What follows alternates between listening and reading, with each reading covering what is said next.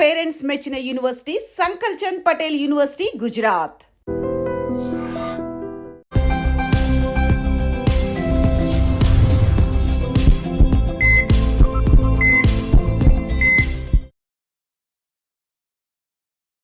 నమస్తే, welcome back to iDream media. మన ఆయుర్వేదం ప్రోగ్రామ్కి అందరికీ స్వాగతం. సో మోకాళ్ళ నొప్పులు లాస్ట్ టైం కూడా చిట్టిబొట్ల మధుసూదన్ శర్మ గారు వచ్చినప్పుడు ఒక మంచి చిట్కా అయితే చెప్పారు, సొంటి ఇంకా పుదీనా ఆకులతో. బట్ ఇప్పుడు ఇంకొక మంచి చిట్కాని తెలుసుకుందాం.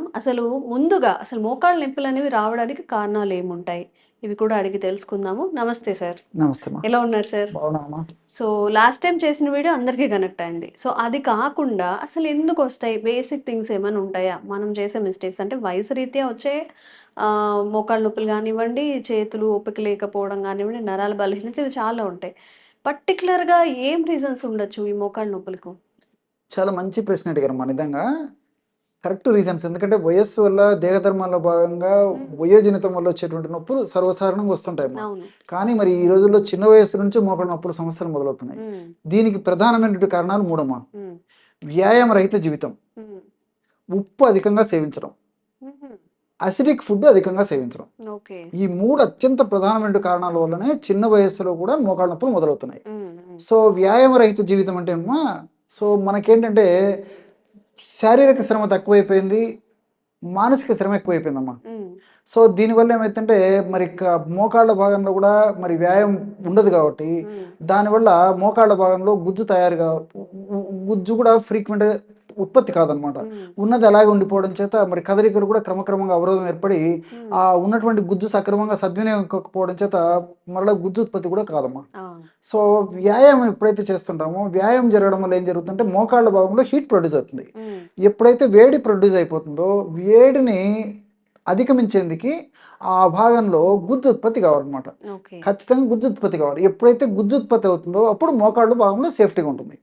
కానీ మనం ఏం చేస్తున్నాము వ్యతిరేక్తంగా, సో మనకు మోకాళ్ళకు పని చెప్పకుండా అలాగే కూర్చుండేసరికి మరి గుజ్జు ఉత్పత్తి అయితే పరిస్థితి లేదు కాబట్టి క్రమక్రమంగా మరి మోకాళ్ళ నొప్పులకు దారితీసేటువంటి పరిస్థితి ఏర్పడుతుంది.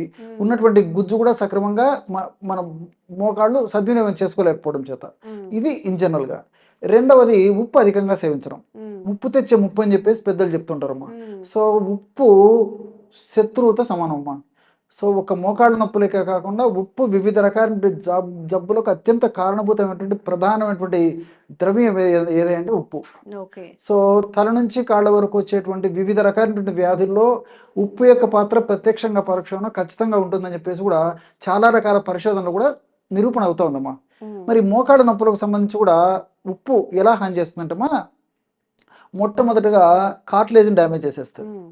రెండవది సైనోవేల్ మెంబ్రేన్ అని చెప్పేసి మోకాళ్ళ చుట్టూ జాయింట్ చుట్టూ ఒక పొర లాంటిది ఉంటుందమ్మా, దాన్ని డ్యామేజ్ చేస్తుంది. దీనివల్ల మోకాళ్ళ నొప్పులు వస్తాయి. మూడవది ఏమంటే అసిడిక్ ఫుడ్, అంటే ఆమ్ల ప్రధానమైన ద్రవ్యాలు, యాసిడ్ నేచర్ ఉన్నటువంటి పదార్థాలు ఎక్కువ తీసుకోవడం వల్ల ఈ యొక్క మోకాళ్ళ నొప్పులు వస్తాయమ్మా. దానికి ఎలా కూడా నేను చెప్తాను చూడమ్మా. సో ఇప్పుడు ఉప్పు ఎక్కువగా తీసుకోవడం వల్ల మోకాళ్ళ నొప్పులు వస్తున్నాయని చెప్పేసి చెప్పుకున్నాం కదమ్మా. సో ఈ ఉప్పు మన దేహానికి ఎంత అవసరమో అంతవరకు మన బాడీకి ఉపయోగించుకొని తర్వాత ఏదో ఒక రూపంలో అది విసర్జించేటువంటి మార్గం లేకపోవడం చేత కానీ ఇతర కారణాల చేత కానీ ఎక్కడ సందు దొరికితే అక్కడ డిపాజిట్ అయిపోతుందమ్మా. సో సోడియం బైకార్బోనేట్ క్రిస్టల్స్ అని చెప్పేసి ఆ మోకాళ్ళ భాగంలో కూడా ఉప్పు డిపాజిట్ అయిపోతుంది, కార్టిలేజ్ భాగంలో. సో ఈ విధంగా డిపాజిట్ కావడం వల్ల ఉప్పు కొరికేటువంటి స్వభావం ఉంటుంది.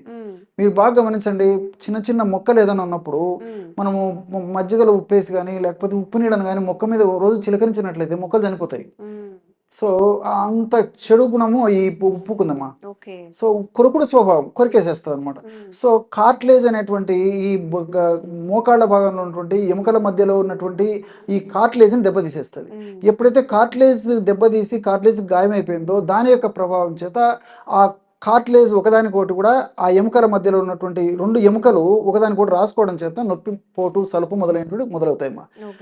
ఆ విధంగా ఉప్పు ఆ విధంగా దెబ్బతీస్తుంది. రెండవది ఏంటంటే సైనోవేల్ మెంబ్రేన్ అని చెప్పి చుట్టూ ఉంటుందమ్మా ఆ జాయింట్ చుట్టూ. సో సైనోవేల్ మెంబ్రేనే ఆ సైనోవియల్ ఫ్లూయిడ్ అనేటువంటి ఒక గుజ్జు పదార్థాన్ని, ద్రవ పదార్థాన్ని ఉత్పత్తి చేసేస్తుంటుంది అనమాట. ఎప్పుడైతే ఈ భాగంలో సైనోవియల్ మెంబ్రెయిన్ దెబ్బతీస్తుందో ఆ జాయింట్ భాగంలో గుజ్జు సరిగా ఉత్పత్తి కాదు. గుజ్జు సరిగా ఉత్పత్తి కాకపోయేసరికి కూడా ఆ మోకాళ్ళ భాగంలో గ్రీస్ పదార్థం తగ్గిపోయేసేసి మరి ఎముకలు ఒకదానికి కొన్ని రాసుకొని నొప్పి, పోటు, సలుపు, బాధ, అసౌకర్యం ఇలాంటివన్నీ కలిగిపోతుంటాయి అమ్మా. ఇంకొకటి ఏంటంటే ఈ ఉప్పు వల్ల మరొక తిప్పలు ముప్పు ఏంటంటే ఉప్పు ఎక్కువైనప్పుడు సర్వసాధారణంగా 1 గ్రాము ఉప్పు 80 గ్రాముల నీటిని అట్లా అట్టి పెట్టుకుంటుందమ్మా. సో మన దేహంలో ఎక్కువైనంత ఉప్పు అంతా కూడా నీటి రూపంలో మోకాళ్ళ భాగంలో కూడా స్టాక్ రూపంలో పెట్టేస్తుంది. అప్పుడు మోకాళ్ళు భాగంలో కదలిక లేకపోవడము, అదేవిధంగా వాపు రావడము, అసౌకర్యం ఉండడము, పోటు ఇవన్నీ కూడా కలుగుతుంటాయి అమ్మా. సో ఉప్పు వల్ల ఇలాంటి అనేక రకాల ఇబ్బందులు ఉన్నాయి. అదేవిధంగా యాసిడ్ ఫుడ్. సో మనం తీసుకునేటువంటి పదార్థాలన్నీ కూడా అమ్మా ఇప్పుడు బేకరీ ఫుడ్స్, అదేవిధంగా ఐస్ క్రీమ్స్, జంక్ ఫుడ్స్, అట్లే తర్వాత ఈ కూల్ డ్రింక్స్, ఇప్పుడు మనం తీసుకునేటువంటి స్పైసీ ఫుడ్, బిర్యానీలు ఇవన్నీ కూడా మరి ఈ యొక్క యాసిడ్ నేచర్ని పెంచుతాయమ్మా. బాడీలో ఎప్పుడైతే యాసిడిక్ నేచర్ పెరిగిపోతుందో అప్పుడు ఆ యాసిడిక్ నేచర్ని న్యూట్రలైజ్ చేయాలంటే దానికి కాల్షియం అవసరం అవుతుంది. సో క్షార స్వభావం ఉన్నటువంటి కాల్షియం అవసరం అవుతుంది. సో యాసిడ్ నేచర్ ఉన్నటువంటి ఈ బాడీని క్షారత్వం చేయాలంటే ఎముకల్లో ఉన్నటువంటి కాల్షియం బయటికి రాగలమ్మా. ఎందుకంటే కాల్షియం ఉంటే కానీ బ్లడ్లో ఈ యొక్క ఓవర్కమ్ చేయడం జరగదు ఏంటి అసిడిక్ నేచర్ని. సో అసిడిక్ నేచర్ను తగ్గించాలంటే కాల్షియం అవసరం. కాల్షియం ఎక్కడుందమ్మా? రక్తంలో ఉన్నది వాడుకుంటుంది. సో బోన్స్ నుంచి లాక్కుంటుంది. సో బోన్స్ నుంచి ఎప్పుడైతే కాల్షియం లాక్కుంటుందో రక్తంలో బోన్స్లో కాల్షియం శాతం తగ్గిపోతుంది. ఆ యొక్క ప్రభావం చేత మోకాళ్ళ నొప్పులు వస్తాయి. ఈ విధంగా రకరకాల కారణాల చేత ఈ మోకాళ్ళ నొప్పులు కలుగుతున్నాయమ్మా. సరే, జనాలకి ఇవన్నీ అవసరం లేదు, ట్రీట్మెంట్ అవసరం కావాలి. ఇవన్నీ మాకెందుకు సార్, మాకు సమస్య వచ్చింది, వైద్యం చెప్పండి. ఎంతో మంది మమ్మల్ని కూడా అడుగుతుంటారమ్మా. సరే, ఆ యాంగిల్లోకి ఆ కోణంలోకి వచ్చేసి మరి వాళ్ళకి కావాల్సిన ఫార్ములా కూడా చెప్తాను చూడండి. ఓమమ్మా, వామ్ అంటారు, అజవాయిన్ అంటారు, ఇది ఒక 50 గ్రాములు. అదేవిధంగా శొంఠి, శోధించేటువంటి శొంఠి అమ్మా, శొంఠి వచ్చేసి ఒక 50 గ్రాములు. మెంతులను వేయించి చేసి ఒక చూర్ణం చేసుకొని ఒక 50 గ్రాములు. పసుపు చూర్ణం ఒక 50 గ్రాములు. వాము, శొంఠి, మెంతులు, పసుపు ఒక్కొక్కటి 50 గ్రాములు చూసుకోవాలమ్మా. సో టోటల్గా చూర్ణాలన్నీ కలపడం వల్ల 200 గ్రామ్స్ మెడిసిన్ రెడీ అయిపోతుంది. ఆ 200 గ్రామ్స్ మెడిసిన్ బాగా కలిపేసి ఒక గాజు సీసాలో నిల్వ ఉంచుకొని రోజు ఉదయం ఆహారానికి ఒక 10 నిమిషాల ముందు, రాత్రి ఆహారానికి ఒక 10 నిమిషాల ముందు ఒక 50 ml గోరువెచ్చని నీళ్ళలో ఒక 1/2 టీ స్పూన్ ఈ యొక్క పౌడర్ కలిపి తీసుకోవాలమ్మా. దీన్నే తేనెతో కలిపి కూడా తీసుకోవచ్చు, లేకపోతే కాస్త పొడి నోట్లో వేసుకొని నీళ్ళు తాగొచ్చు. ఎలాగైనా పర్లేదమ్మా. ఈ పద్ధతిలో ఈ యొక్క ఔషధాన్ని వాడుకోవడం వల్ల మోకాళ్ళ భాగంలో కలిగేటువంటి నొప్పి తగ్గిపోతుంది. సలుపు, పోటు, మంట, బాధ, అసౌకర్యము తగ్గిపోతాయి. గుజ్జు త్వరగా తగ్గకుండా ఉండేందుకు ఉపయోగపడుతుంది.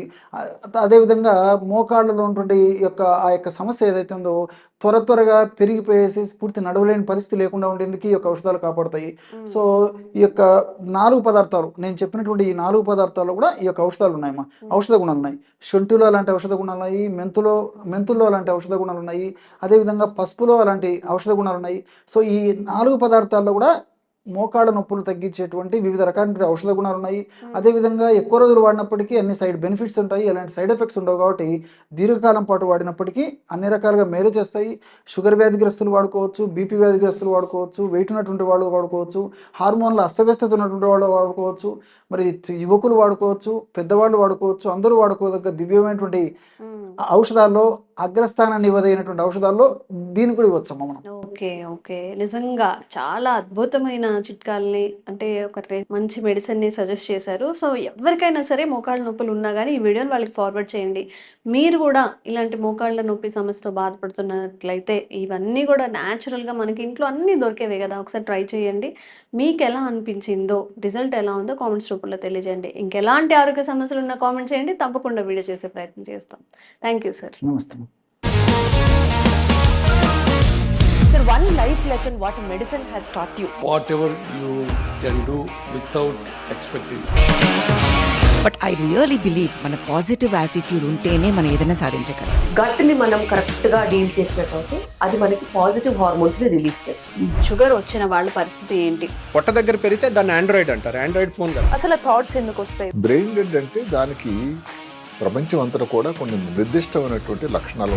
మానసికంగా ధైర్యంగా ఉంటే క్యాన్సర్ జయించవచ్చు. You are a doctor for a cause sir, అంతే. వాళ్ళకి వచ్చిన ఆదాయం కాకుండా ఫ్రీ సర్వీస్ ఎంతమందికో చేస్తారు.